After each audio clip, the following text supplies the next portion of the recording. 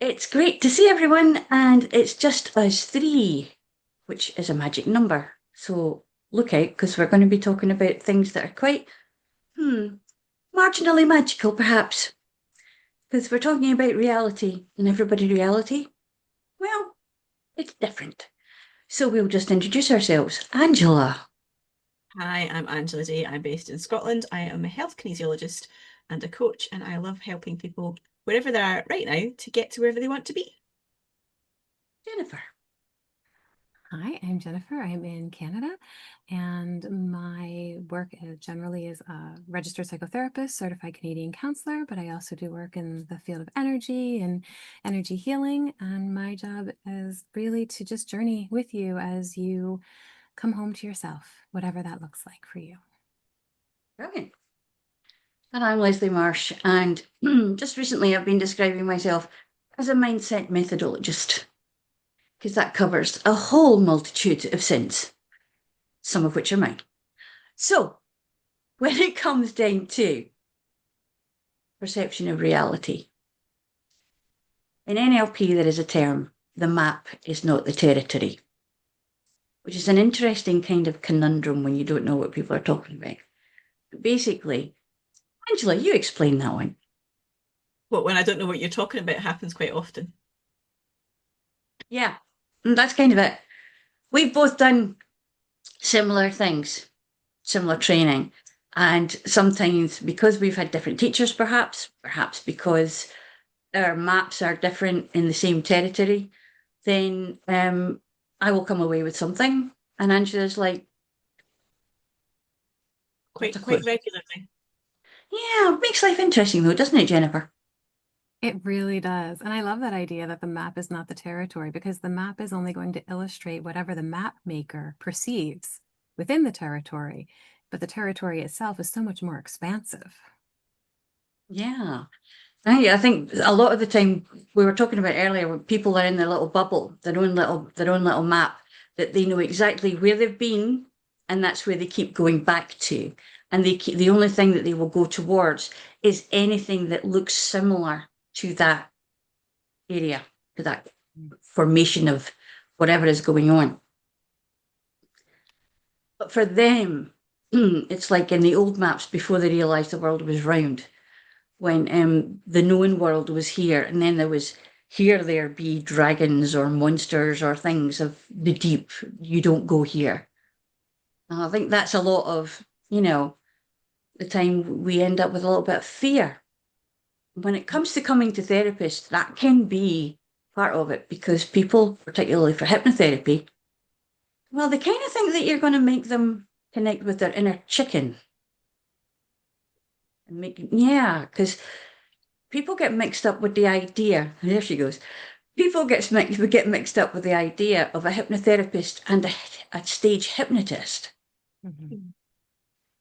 And the fact is that it is similar, but the hypnotist will stack his deck with people in the audience who've already been pre-primed and he knows they're going to go there. Whereas we don't know who's going to go there, but we have ways of finding out. And it's also that point to note is that for the stage hypnotists, it's done in such a way to be dramatic. It's done in such a way for fun, for comedy value.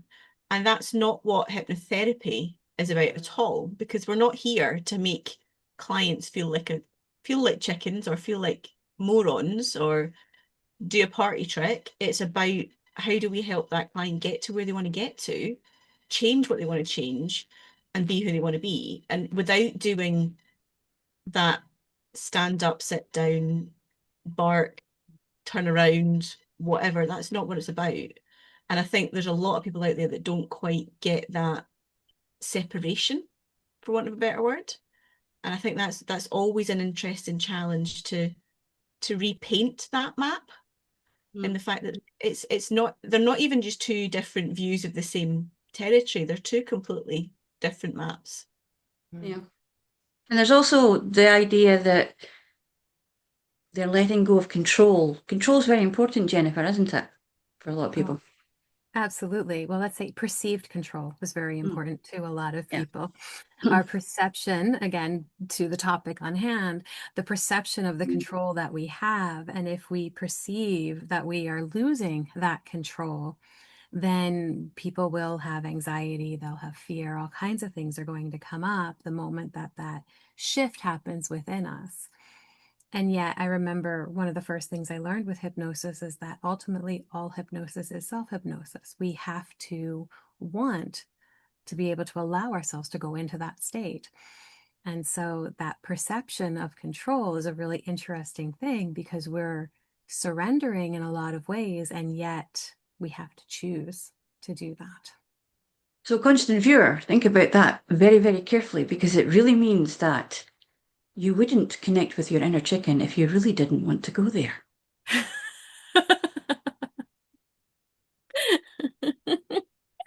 I think maybe a part of us always does want to connect with something, To a certain funny or extent, yeah. different or light. Possibly not on a stage in front of 50 odd people or something like that. No, but yeah, I mean, it is one of those things that people think that you will be able to make them do something they don't want to do, Mhm. which is more brainwashing than hypnotherapy. So, I mean, there's also the mindful the situation with people like Darren Brown, who have that ability to actually get in there and go past some of the barriers and arrange for people to do that. But again, there must be the willingness to have a little bit of adventure, and they kind of know in some way that it's not real. They're not going to do anything, that's kind of real. So yeah, when we really don't want to, I mean, I don't know about you, but I've done it myself. Somebody says the wrong word or puts something in the wrong way, I'm straight out. I'm straight out. I'm like, what? Why'd you say that? So, and in journeying to the drum, it's called an ecstatic trance, which means you've got one foot in this reality and the other foot in the dream time. So you can kind of hobble along like you would if you were on a pavement in a road. One foot down, one foot up. But actually, it flows better than that. But you're still not really as suggestible as some people would think that they would be. And that's just one of the different map references that we can have in reality. It goes right into the thing about who likes sausages and who doesn't like sausages. What people feel about the colour purple. If green is green or is it blue? There's a whole load of things about that going on. So what we're seeing when we come in and we have people coming in to see us is the fact that we have to roll our maps up and put them away and have a blank page and become budding cartographers so that we can actually find out what's going on with the other person's map. How do you do that, Jennifer? Absolutely. One of the first things I say to clients when we're just meeting is, you're the expert of your life, not me. I haven't lived in your shoes. I don't know your experience. I understand how to look at things from an open and curious perspective, and that allows me to journey with you. But ultimately, you have to help make this map because I don't know what your map looks like until you sit down and share that with me. What about you, Angela? It's an interesting one. It's similarly, I'm not the one that's going to draw the map. I've not got the bit of paper. I've not got the pens or the tools required, the rulers, etc. And it is about every single person comes with a blank sheet. And I think what amused me when I was started the training was I had clients at the time at the very start that were friends who were helping me get my hours up. And they were saying, remember when we did this? No, because the minute the client's gone out the door, the folder has been closed, the map's been put away, and I'm not going to remember anything that's on that map, deliberately so, because it's not my stuff, it's theirs. And the minute I start associating with their stuff, it's not for the best for them, it's for my ego. And I'm not going to go there because it's not about me, it's about them. So the whole thing is, what is their perception of reality? What is it that they want? What is it that they currently feel that they've got? And actually, if they don't know what that is, that's okay too. And the beauty, my main modality is the kinesiology. The beauty of that is we don't even have to talk about whatever it is. We don't have to delve into it. And magically the map will just appear as you open the page, and the lines will, it's a bit like your Harry Potter style maps of the lines just start to appear. That's what happens. We go where the client's body wants them to go, where their energy system wants them to go, without really any input from me. All I'm doing is holding the map, perhaps, as they're guiding me where they want to go, and giving them that little bit of input to help them clear the obstacles or cross the roads, or whatever analogy you want to go with. It's interesting that we get some also whose maps say, well, I'm come here and I'm sitting here and I'm paying you money, fix me. You know, like your car going into a mechanic. And it's go. One of my favorite quotes from one of my tutors was, healing is not a spectator sport. No, that's true. All That's about true. you. So I Yeah. do use that one quite a bit. It's not me. Healing's not a spectator sport. I'm not doing anything. Mm. I'm using the skills and the tools that I've got to help you go where you want to go. It's not about me. I think And basically if you don't want to that do the leaves work, it's not going to happen. it leaves it open for people though to also become reliant and use therapy as a crutch. If they keep coming back and keep coming back, in shamanic terms, we call them serial seekers to a certain extent, because they'll go from one to another, from one therapist to another. And it's because their map is looped. It's the same map they're going around. It's like the M20, M70. What's the 25. one? 25, yeah, the M25 in London, the circular route around London. And you can go both ways, but it's the same story. You see the same things every time you go there. And usually it's at standstill. And so I used to be on it. Goodness only knows how I forgot it, but I used to be on it quite a lot. And it's one of those things that when you think about the way the brain works as well, you've got this nice kind of circular thing that goes inside your brain, the way the thought patterns run around and the way that the circulatory things go.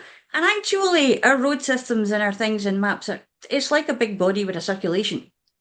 You know, the M25 gets a lot of strokes because everything gets stuck, they get embolisms. Everything stops. But that's one of the things. If you keep doing that and then you're not getting, because you don't want to, it serves you. Something in it is serving you to be at that moment. You're teetering on the brink of change. And then you go, I don't like this. It's not working. I'm going to someone else. But that's a part of our innate makeup. It's the fight or flight, isn't it? It's that concept of, oh, there may be tigers, so I'm going to go back into my cave and I'm going to hide. But the only reason we're here is because somebody left the cave. Mm. And it is that point of, are you wanting to stay where you are because it's comfortable, because they all know me here, because this is what I've always done? Or are you wanting to do something a bit different? And it might be that your friends or your family don't want you to change. I've worked with clients who have said that it's really challenged in their marriage because they have changed themselves, because they want something more. They don't want to still be in their late 30s, early 40s, going out drinking every weekend, but their partner's still in that space where that might be the norm for them. And it can be a little bit difficult to move forwards. And I think Willie, who's normally on our panel, has mentioned that a few times as well, with friends who suddenly think, well, actually, are you still the same person? You're not still my pal that's coming down the pub with me, because now you're this enlightened person. Willie would probably say it much better than I would anyway, but I'm sure he's used that as an example. And there's a lot of people out there, even I think in my life, is since I've started this journey, my circle of friends has very much changed. And the conversations I'll have with certain family members has very much changed, because it's not their comfort zone to talk about what I do. So I think there is that element of what filter are you putting on to talk to other people, so if you want to desperately keep them in your lives, but also how do you then say to these people, I want to change, and this is the new me, and it's and the old me, there's elements still there. I've not changed that much. I'm still the same person. Come with me. Is that a new one though, or is it something that's been suppressed and they've kind of brought forward only parts of themselves in I would order to say it's fit almost in? like a new filter. Yeah, because Yeah, we I have the different facets for different things, different people in our lives, don't we? And it's got to do with identity, doesn't it, Jennifer? absolutely. And I talk to clients often about how we, through our conditioning, put on all of these masks and filters and things that begin to kind of hide the authentic part of who we are. And it's not until we recognize that we've put those on and begin to remove them again that we're able to uncover, oh, actually, this thing that I'm doing or this connection that I have, it doesn't really feel aligned. And I need to shift that. But when we're talking from this perspective idea, where our perspective lies, if we're looking through lenses that have been given to us by others, then we're not seeing clearly. And that perception that shows up is going to be very different potentially than the perception that we end up having the moment that we start to remove all of these layers of filtering and conditioning. And so, to what you were saying, Angela, yeah, we may be completely different people once we go through that process and remove that. And, I say this to friends and colleagues and all the time is I can look back through my life and actually look at them as like past lives within this lifetime of where the shift has been so significant that I'm not at all who I was at that point in time. I'm going to mute for a moment because the dogs are going crazy. It's another kind of reality. When you have dogs, you have to be careful because they're going to bark. They don't care. No, it's the thing about identity also is really, really difficult for people to make changes because, particularly when it's something like changing smoking or other habits, even when it comes down to less than totally good for them relationships, they don't know who to be beyond that point. That part of the map is where the dragons are. It's just not formed. They know what to deal with. They know how to deal with it. They know what's going on. The familiarity zone that they're in could be really, really bad for them. And we all know smoking, particularly, and drinking and drugs, definitely. And, yeah, bad relationships can be really bad for you too, in many different ways. And it's not a point of acceptance, it's a point of not understanding that you're really not that person and you don't have to deal with that. But like you say, you've been conditioned to the idea that that's all you're worth. But taking it to the next extreme as well, you then got people who are going through retirement processes. So Mm-hmm. for all their lives, they've been the doctor, the nurse, the fireman, the policeman, the IT worker, whatever the job was. Come retirement, who are they the next day? If that label's been taken away from them, who are they? So sometimes you've got to actively choose to put the labels away. Sometimes they're taken off you. Mm-hmm. And going down different routes, if you're saying about relationships, suddenly you might be a single person and not a married person. You might have been a parent and you may then lose that child, and are you still a parent? Are you not? How does your identity feel?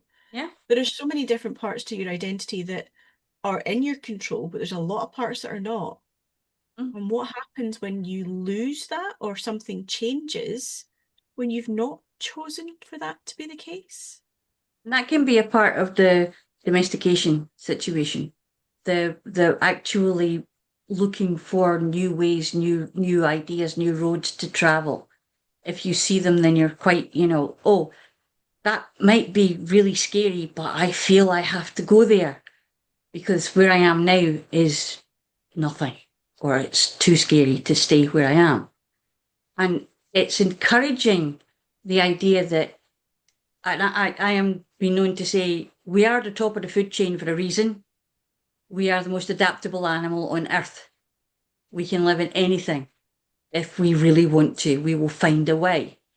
So evolution tells us that, because like you said earlier on, otherwise we would still all be in caves, rolling stones and sort of like trying to keep the what we think might be saber-toothed tigers away. But we won't know because we don't see them, we just hear them. And suddenly it's like the amygdala's going, oh, danger, danger, warning, warning, get in the cave, get in the cave. And it's like when you peep out and it's sunlight and you're like, oh, I don't know. Shall we just go over there just as far, but we can still see the whole of the cave there? And you have to let the bungee rope go at one point. I think Otherwise, there's that element of people only change when the cost of changing is less painful than the cost of staying the same. yeah. And by cost, it can be pain, it can be time, it can be whatever. But it almost needs to, and it's that phrase of I've hit rock bottom, so the only way is up. That there needs to be that point almost for a lot of people that it got that bad, then actually the pain of changing is going to be easier than staying where I am.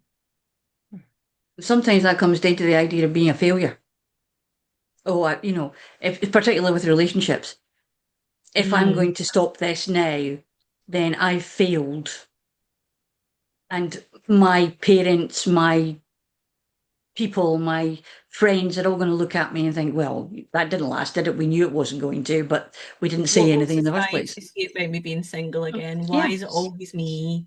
And it is that point because and we're so conditioned, especially as women, Yep. you've got to have a man. Mm. And it's I personally have spent many, many years battling with grandparents and older people in my life saying, when are you going to settle down? When are you going to get a man? Like, when I find what I like. But it is that comment of the constant commentary, but when's it going to be your turn? So I don't know. So then when you do end up in a relationship and it's not going well, there is that element of, is it safer to stay here in this potentially toxic space so that I don't get those questions again, or I don't get that sympathy, or I don't get that judgment? And are people actually judging you, or do they just want the best for you? And we get stuck in our heads of, no, it's best just to stay put and keep quiet and not cause any problems. Or are Or they is it? saying, or are they saying, I stuck it, just grit your teeth and get on with it? This is where Because, perception, though, is yeah, so valuable and varied because what one person's perception of a situation is versus what another person's perception of the exact same situation is can be completely different. And the way that we choose to perceive a situation is going to dictate what that reality looks like for us, if we're going to be okay with it or if we're not. it reminds me a little bit of the Monty Python sketch with the four Yorkshiremen. If you've never seen it, then stop and pause the thing and go and look at YouTube and find it. It's a Give one us a up. bit more context, please. It's a one-upmanship. I'm just about to do that, dear. There's a one-upmanship that goes on, and they're sitting there and they're all quite comfortably well off. And one of them says, when I was young, we had to go up and do this and do that and done 15 things before we even had breakfast. And the other one says, you're lucky to have breakfast when it was me. And then the other one tops that one, and the other one tops that one until, they're almost nowhere to be found anywhere on earth because they've just lost everything. But this is the kind of idea of, oh, if you're going through something bad, I've had to have it worse. This is the ego at its worst. And it's the chipping in of, oh, you think you've got it bad. And this can be part of the situation of, I don't want to go into that space. Because they're just going to think that I'm trying to, make it better. But then you've also got the other person who says, I know just how you feel. How can they know how you feel? I think there's an element of that during all the different lockdowns in 2020, 2021 of I can't complain because I've still got a job. and I'm still doing my work and I'm not being furloughed and I'm doing this, this, this, this. However, I'm exhausted. But you've got people that have lost their jobs, so you can't complain to them. And you've got people that are furloughed, so they're stuck in the house and they're not doing anything, so you can't complain to them. But that's your reality and that's your life. So you've got just as much right to express how you're feeling and talk about the filter that's on your life and your reality as anybody else does. It doesn't have to be a one-upmanship. No, It it's a can bit of just be survival guilt. that too. And Mm. it doesn't have to be that because it's your reality. This This is is where, it, isn't it?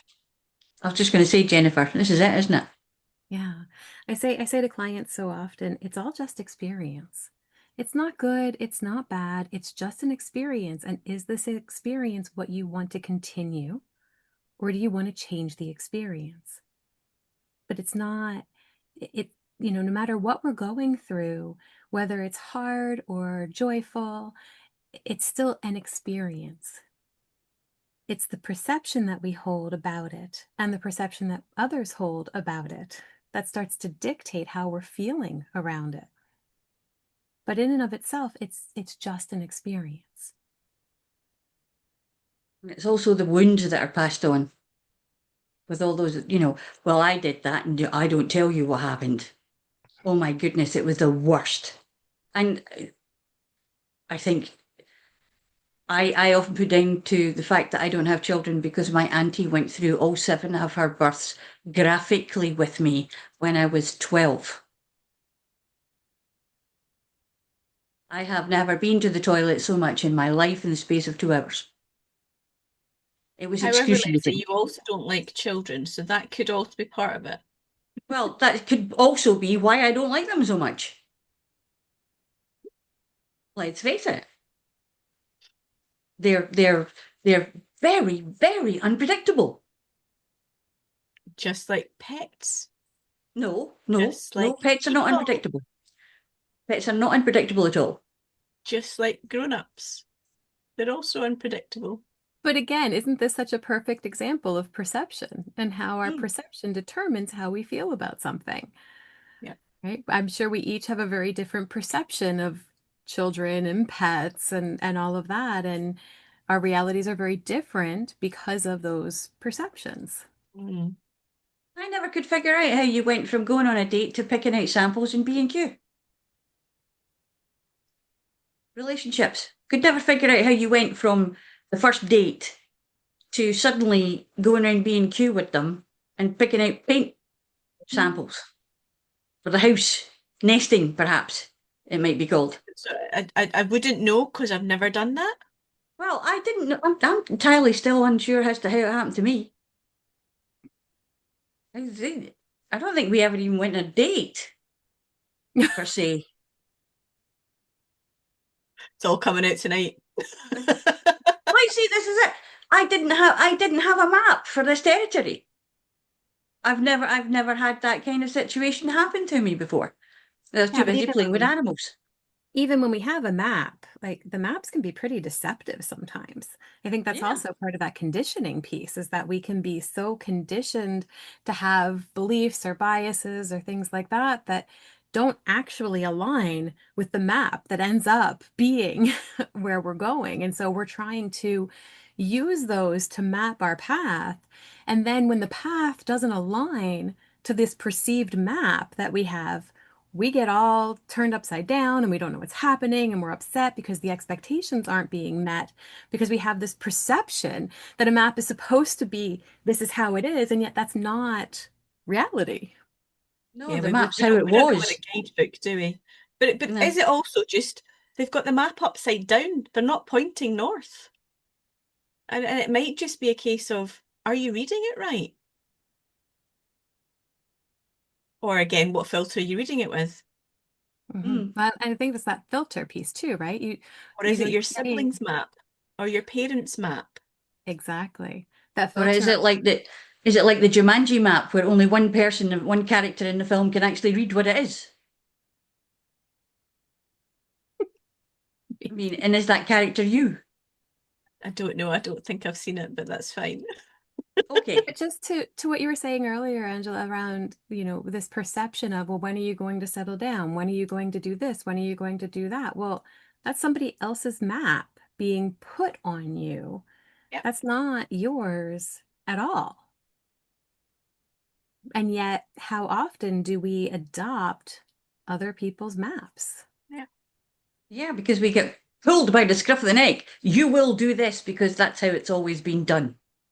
Yeah. In our So family, whether there are it's only so many whether it's going things. through college, whether it's going to university, whether it's relationships, and as Leslie's talking about the domestication and the nesting. So you've gone on a first date. So when are you going to get married? So when are you going to have Mm. kids? When are you going to move house? When are you going to go and do this? When are you going to do that? And there's so many different things where everybody else has got this map of perhaps what they went through or what they expect life to be. And it doesn't have to be that way. And it might be your map as well. You might have that map from a young age saying, so by the time I'm this age, I'm going to have a job that pays me this amount of money. I'm going to have this particular car. I'm going to have a house that's this size.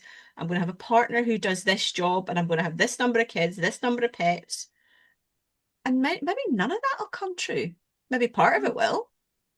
Maybe you'll then decide, I don't want any of it and I want something completely different. I'm going to go and join the zoo as As I Leslie did. did. Yes. I was going to say circus, and I thought actually, if we go for the zoo, Well, we've actually got well, no, experience of that. I did actually want to go to join the circus. I did. And I actually told the careers teacher that. And he looked at me like I'd just, done something rather bad on his desk. But it's one of those things that was my map. That was my map. And in my map, and people would say to me, you can't do this all your life. You can't tell me that you're going to be 50 and you're still going to be doing this. And this was when I was a veterinary nurse. And I was like, I would say, you will find me rigor mortis with a squeegee in one hand and a thermometer up a dog's bum in the other. Because I don't know how to do anything else. And for me, that was the truth. That was my map. Then circumstances changed, and now I'm doing this. And this is a new map. I had to get a big eraser out and go. Or did you just turn the page? Or I could turn the page, yeah.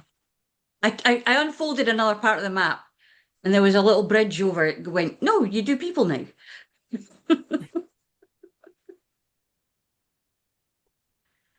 Just I not think with most people squeegees do. and thermometers. Well, in France, they have an interesting way of using thermometers, or at least they used to. But A little bit disturbed. Glad I'm not anywhere near Leslie's map. it wouldn't be TIC if I didn't have you a little bit disturbed sometimes, would it? I need to lie down after this. In a cold room, in a quiet room with a cold cloth on your head. Yes. I think that's the beauty too, though, of this life is that we can shift our perception. We can change the map. We can make adjustments if we want to. It doesn't have to be fixed in any way. A lot has got to do with labeling and signposting. Because who makes the labels and who puts the signposts up? You are But here. Where's but here? it's only as fixed as we allow it to be. Yeah. We I we did. get we get a new bank account every day of 24 hours. What are we going to do with it? It doesn't In have saying to be the that same as though, yesterday. we're actually taught that that's not the case. We're actually taught that we have to keep trudging the same trench all the time in order to be the person we are expected to be. What about our expectations? Who wants to be doing that same job as somebody else did and somebody else did and somebody else did? It's like being generationally dependent doctors or lawyers, or, in this family, we've always gone into the army. I'm a pacifist. I don't really like that idea. I think I was quite fortunate in the fact that other than the relationship and the you must be settled down and all the rest of it stuff from a young age, I was never shown this is your path, this is where you're going to go. And I think I probably did go against everything that my family thought I would do pretty much at every step of the way. But I've been quite fortunate from the perspective that I've been allowed that freedom to choose what I wanted to choose and go where I wanted to go. So I'm very thankful I didn't have those stakes in the ground, or the signposts telling me this is the way you've got to go. And I was able to just chart my own path, which is very, very liberating.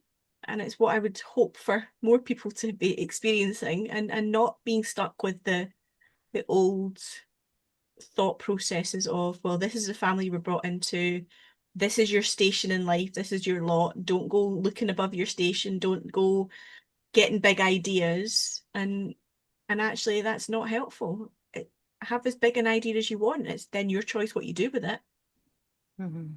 It's interesting. We're actually living in the reality of someone else's imagination right now.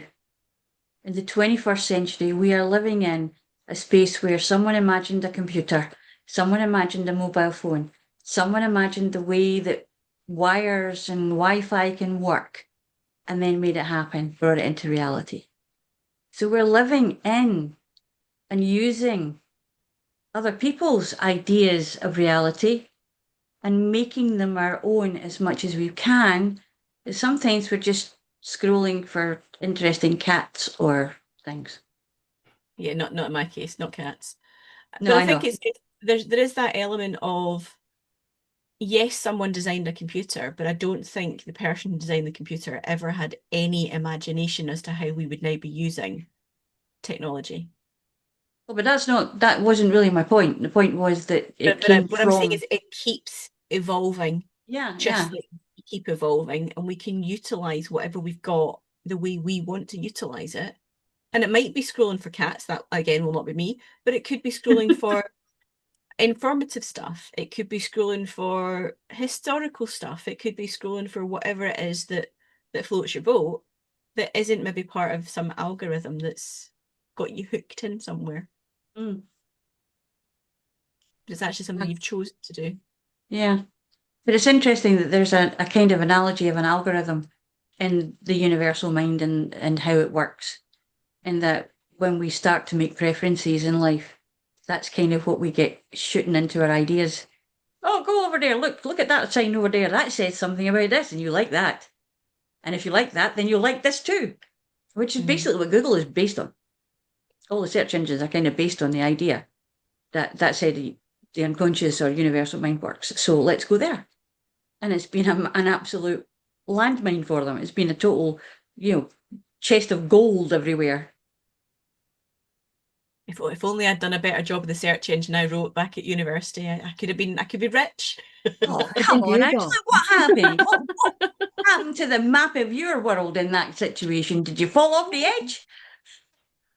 You know what's really fascinating too? You're talking about perception and living in other people's kind of imaginations and in terms of what they brought forward. And I remember reading in the fifth agreement, which is like as you know, the four agreements, and the fifth one, he has this analogy of going into a movie theater. And you go into the theater and there's different names. And so the one theater actually has your name on it. And you go in, you're like, oh, what is going on in here? And you sit down and you're watching the movie and it's your life. And you're going, oh, well, that's me, and that's all the players in my life. And oh, who's watching this movie? And you look over, and sure enough, there you are sitting in the movie theater. And you're like, okay, well, I know this story. So you get up and out you go. And then you see, say, your mom's name written on another theater, and you go in there and you're sitting down, you're watching it, and you're going, well, that's my mom, but that's not my mom. And that's me, but that is so not me. And you're looking at all the players, and there's a familiarity to them, but they're not quite the way that you perceive them. It's just everything is just a little bit off. And you're like, who in the world is watching this movie? And you look over, and sure enough, there's your mom sitting there. And you go so on and so forth throughout the different theaters, realizing that even though you're all sharing this reality, your perceptions of it are so unique that even the players, how we are, how we live, who we are, is unique to us and to each other individual that we interact with. We're not the same person in No. anybody else's mind as we are in our own. Is that And Don that is Miguel our reality. Ruiz? Yeah. Yeah, I yeah. think that even harks back to what we were talking about before we actually hit the record button, was we were talking about the weather, and Leslie's description of what was going on in the weather 5 miles down the road from where I am is not my perception of the weather. And obviously Jennifer's perception of the weather is very, very different because you're completely in a different location. But it's interesting that just those little perceptions of it's really wet. No, it's not that bad. It is perception. But then Leslie's perception is filtered by the fact that she's looking after her tomatoes. My perception is filtered by have I had to get the umbrella out? And that's, I think that's probably another interesting just little anomaly of that we all look at things differently. Well, as the And great, great Robert Burns would say, who would hae the gift to gie us to see ourselves as others see us? You might have to explain that one, Leslie. I don't know if I want that gift. Well, we just talked about it. It's the taking ourselves back and looking at ourselves from other points of view. I mean, that line comes from a poem called Ode to a Louse. And it was a fine lady in church, all done up with her bonnet and everything, and he's sitting behind her and he sees a louse fall out of her hair and try to wriggle its way back up. And for all her finery and all her airs and graces, she still had head lice. So there's a kind of idea there that doesn't matter what you dress yourself up like, you're still the same underneath as everybody else to a certain extent. We still have the same bodies, we still have the same actions and reactions about the instants that go on. We have to, because we have to make a kind of socialized reality that we live within. But how we perceive that while we're inside that is multifaceted. And that's how we get people who are like jumping at us and we go, don't even think about it, don't even go there. And or the other one will come over and you say, yeah, sure, no problem. And it's just a matter of where you are, what you're deciding to do at the right time. We talked about COVID and being on furlough and things. A lot of people didn't get on with that mental health wise. Then a lot of people thought, oh, this is good, I've got a holiday. You know? And then the other thing that they meant was, oh, I can't stand this uncertainty. Life is uncertain. The universe is uncertain. It came from chaos. So get on with it, basically, because you never know what's going to happen next unless you make it happen. And no, Leslie's not going to give you sympathy. She'll give you truths. Well, and that loops us all the way Unless- back to the beginning, that perceived control. The moment Yeah. that perceived control was gone, everybody was going, oh, what do I do? And it's like, okay, but we didn't have Yeah. to do that in But the first. the perception was being taken away. It wasn't gone. It was actually being taken away. And this big stick of fear called uncertainty was being poked at everyone. And it was like, hang on a minute, this is not unprecedented.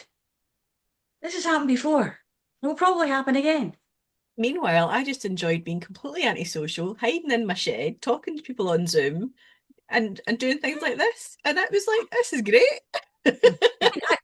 I actually learned new things during that time. And I learned there were things that I could do that I would never thought about doing before.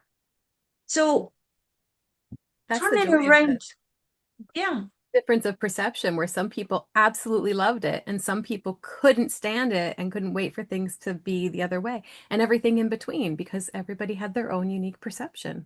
And there were so many people who decided that very suddenly they needed to buy all the toilet rolls and all the pasta in the world without, thinking about what would happen. Ah, decisions. I mean, come on, guys, get it out. There are other things that are more important. So note to self, always have a stockpile of what you need. Actually, my mother used to do that. My mother used to do that. When I moved out of the cupboard under the stairs, because I was too big for it,